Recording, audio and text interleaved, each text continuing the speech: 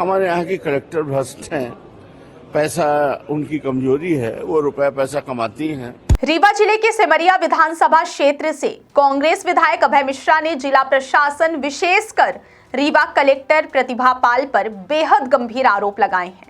मंगलवार को विधानसभा परिसर में मीडिया से बातचीत के दौरान विधायक ने कहा है कि जिले में किसानों की मेहनत की कमाई अटक गई है और इसकी सीधी जिम्मेदारी कलेक्टर व कुछ विभागीय अधिकारियों की है। नमस्कार, मैं हूं आपके साथ स्वाति और आप देखना शुरू कर चुके हैं विंध्या टाइम्स। रीवा जिले की राजनीति मंगलवार को उस समय गर्मा गई जब सिमरिया से कांग्रेस विधायक अभय मिश्रा ने विधानसभा परिसर में मीडिया से चर्चा के दौरान रीवा कलेक्टर प्रतिभा पाल पर गंभीर आरोप लगाए।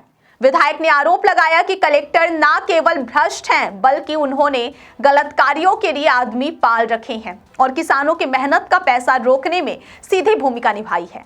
विधायक अभय मिश्रा के अनुसार रीवा जिले के कुल 58 किसान ऐसे हैं जिन्होंने सरकार द्वारा स्थापित विजया वेयर हाउस के सरकारी खरीदी केंद्र पर अपनी फसलों की बिक्री की थी। ये वही किसान हैं जो खेती के दौरान उधार लेते हैं, खाद के लिए लाइन में लगते हैं, कई बार लाठियां भी खाते हैं और कठिन परिश्रम कर फसल तैयार करते हैं।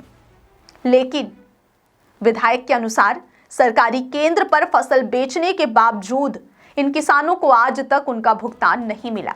अभय मिश्रा का दावा है कि किसानों की यह एकमात्र गलती थी कि उन्होंने सरकारी नीति के तहत विजया वेयर हाउस पर फसल बेची।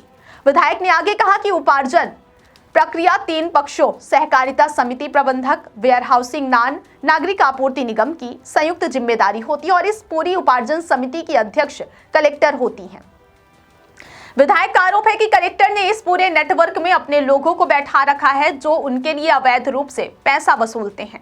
विधायक अभय मिश्रा ने एक ज्ञानेंद्र नाम के व्यक्ति का भी जिक्र किया है जिसके बारे में उन्होंने कहा कि वह नियमों के विपरीत 4-5 साल से एक ही गृहग्राम में पदस्थ है। अधिकारी रिपोर्ट बनाकर भेज देते हैं कि वह गुड़ का निवासी है और रीवा जिले का नहीं। उसी ज्ञानेंद्र के माध्यम से कलेक्टर पर पैसा लेने का आरोप लगाया गया है। विधायक ने कहा कि यह ऐसा है जैसे मैं कह दूं कि मैं बैरागढ़ का हूं, भोपाल का नहीं। इसी तरह गलत रिपोर्ट देकर इस व्यक्ति को बचाया जा रहा है। इसी कड़ी में विधायक अभय मिश्रा ने कहा कि कलेक्टर पर कार्रवाई करना कठिन इसलिए है क्योंकि हाथों हाथ पैसा ले तो ट्रैप हो जाए, इसलिए काम करवाने का तरीका यह होता है कि उन्हीं 5 समितियों को बार बार काम दिया जाए। विधायक ने दावा किया कि उनके पास इस संबंध में कागजात मौजूद हैं। विधायक ने कहा कि मामले में रीवा सांसद की पत्नी के नाम पर एक वेयर हाउस भी है। हालांकि उन्होंने स्पष्ट किया कि इसमें सांसद की कोई सीधी भूमिका नहीं है। सरकार वेयर हाउस को खरीदी केंद्र घोषित करती है, यह उनकी जिम्मेदारी नहीं है। हाँ, उन्होंने इतना कहा कि प्रभाववश किसी केंद्र को प्राथमिकता दी जाए तो वह अलग बात है। विधायक अभय मिश्रा ने यह भी आरोप लगाया कि समिति प्रबंधक ने फसल खरीद के लिए फर्जी किसानों के नाम से पंजीयन कराया। उन्होंने कहा कि सरकार की पंजीयन नीति ही विफल है क्योंकि सिकमी और बटाई में असीमित मात्रा में पंजीयन संभव है, कोई कैप या लिमिट तय नहीं है। इसका फायदा उठाकर कई नकली नामों से पंजीयन कराए जाते हैं, इसी तरह फर्जी नामों से भुगतान कराए जाते हैं और असली किसानों को बाद में पैसा खत्म हो चुका कह दिया जाता है। विधायक ने एक और बड़ा खुलासा करते हुए कहा कि जब किसानों ने शिकायत की तो अधिकारी रीना श्रीवास्तव ने जांच कर साफ रिपोर्ट दी कि किसानों के साथ गलत हुआ है, लेकिन विधायक के अनुसार कलेक्टर ने उस अधिकारी को सस्पेंड कर दिया और पूछा तुमने किसानों के पक्ष में क्यों बोला।